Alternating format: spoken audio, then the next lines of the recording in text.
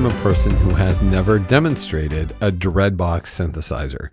I've heard great things about them, but I've only recently heard Dreadbox synthesizers, the Erebus and the Nyx and the Abyss, and I've just been bowled over with how vintage analog they sound, the really rich, vintagey depth that they have. And I'm shocked that I haven't had more exposure to that, and I haven't pursued them saying, please let me demonstrate your synthesizers, because they're so analog, vintage analog sounding. So I'm glad to say that, obviously Dreadbox was involved with the creation of this synthesizer, and I'm glad that their analog oscillators and their analog filter is present here, because I really enjoy the really wonderful vintage Dreadbox analog sound. So in that spirit, we're about to talk about the filter section. The filter section has three different types of filter: a 12 decibel per octave low pass, a 24 decibel per octave low pass, and a 6 decibel per octave high pass. All three of them are resonant, which is interesting and means that you can make some really interesting sounds, which we're just about to explore. Okay, as much as I would like to have a really harmonic, rich, and constantly evolving great sound that sounds great with filter, I tend to demonstrate filters with a sawtooth, and because you really get a sense of what's being taken away with a single sawtooth. You know that timbre, you know what's happening to it when you hear what's happening to it, and because that's pretty much what I've always done. So there's a way that you can kind of compare each filter against each other by hearing what the filter does to a sawtooth. So this is the sawtooth. I'm going with oscillator 1, an analog sawtooth, to have the analog filter effect. So let's get a sense of how the filter cutoff sounds. I'm going to start off with the L4, which is a 4-pole filter. Low pass 4 is what I think the L4 stands for. So it's a 24 decibel per octave low pass filter. Let's have a listen to what the cutoff sounds like without any resonance.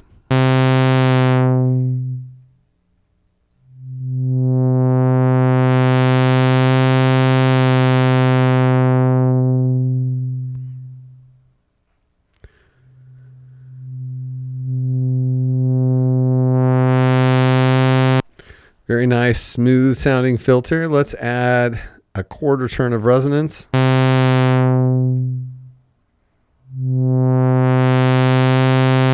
That's half turn of resonance.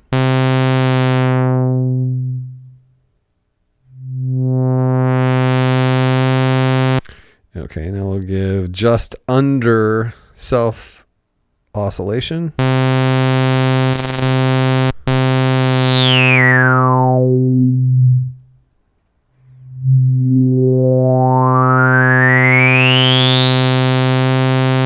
So let's back that off just a little bit.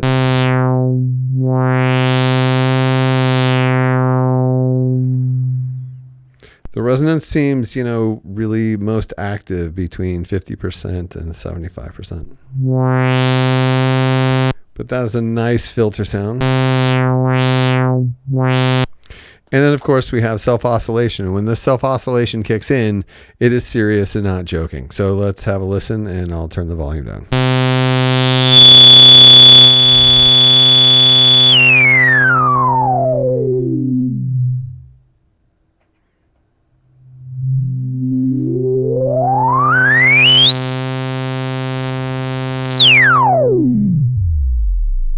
Oh, wow. Yeah, that sine wave really gives you a big low end, doesn't it?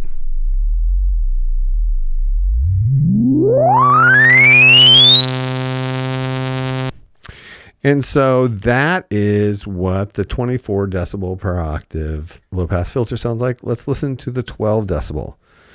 All right, we'll get this back to where we were. Turn it back up a little bit.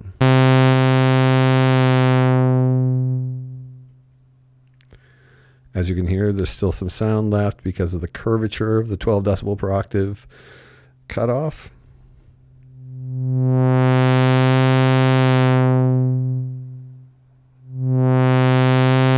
Give the resonance a quarter turn. Half turn.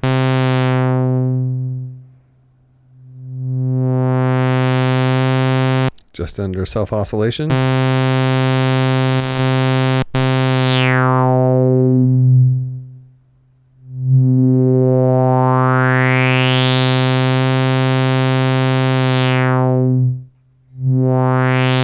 And of course, self-oscillation.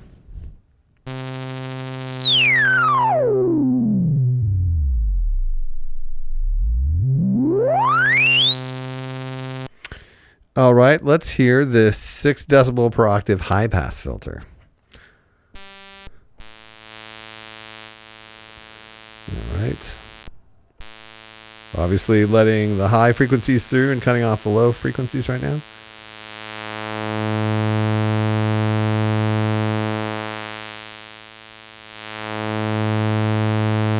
Very nice even without resonance. Here's quarter turn of resonance. Resonance seems to have a bit more effect on this one.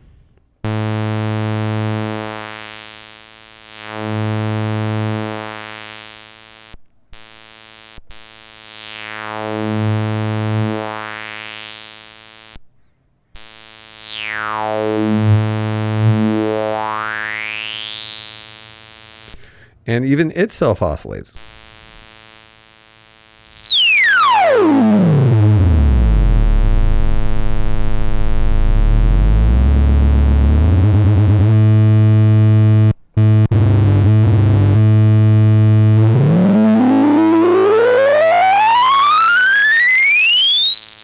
That is a pretty intense sound, really cool sounding filter possibility. Obviously with modulation, you can get a lot going on with that. Let's not forget that we have a tracking function, which is to say that the keyboard, the note number or keyboard voltage has an effect on how open or closed the filter cutoff is. So let's have a listen to that.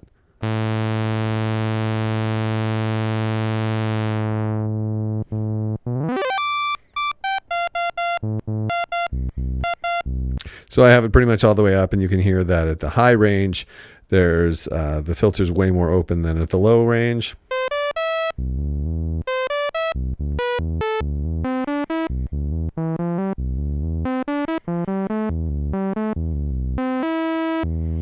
And of course we can do that halfway.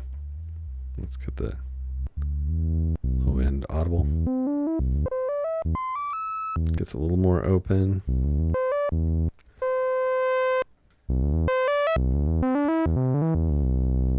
So it's much more subtle otherwise. And keep in mind that you can do the trick where you use the tracking to actually drive the filter cutoff in such a way that the resonance self-oscillates at the frequency that the keyboard is playing by turning the track all the way up, turn the resonance all the way up.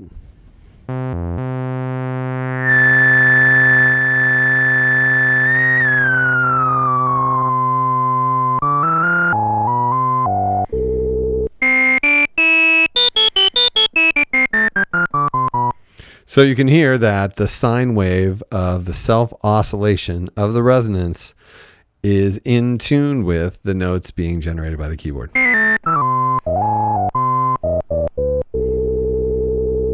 Gets a little bit off down there at the bottom, but yeah, it's super useful effect, really weird. Also, you know, it's a great way to play that sine wave.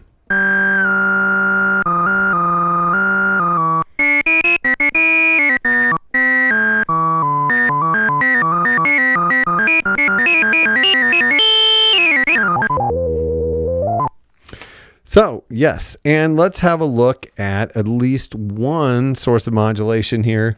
Over here when we talked about how oscillator 1 and 2 could be frequency modulated by oscillator 3 in the audio range, we can also do that to the filter with oscillator 3 by pressing this filter button over here. And then when we turn this amount up, we will hear oscillator 3 frequency modulating the filter.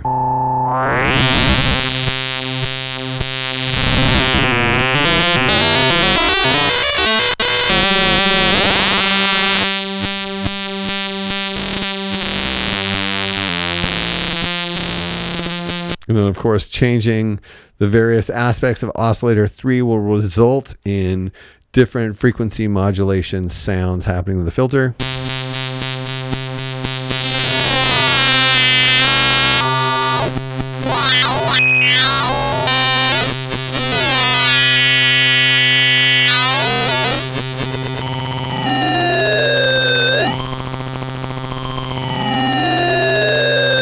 And of course, different filter settings are going to respond differently.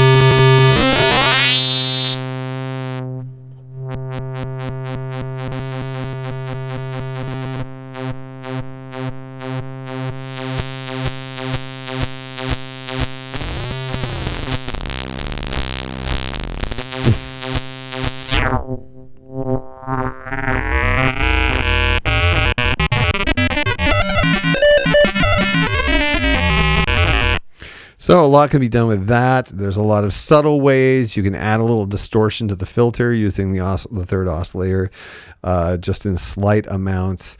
And just because of your filter settings, you can certainly generate a lot of interesting sort of ring modulation, vaguely sounding timbres. It's really a cool effect. And as per usual, we're going to be able to modulate that using envelopes or LFOs, or the thing that I keep on neglecting to mention as a modulation source that's really super cool, the grid. There's a lot of ways that the grid can be used to modulate anything over here on this side. So we'll explore that when we get into the grid. But yeah, so this is filter modulation from oscillator 3, and it makes some really cool sounds.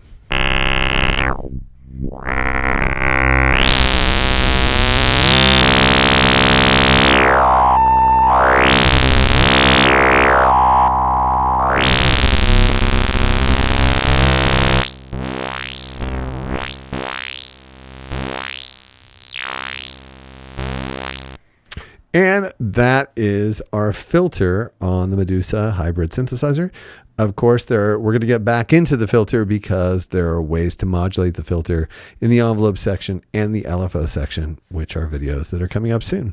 And also the grid. Okay.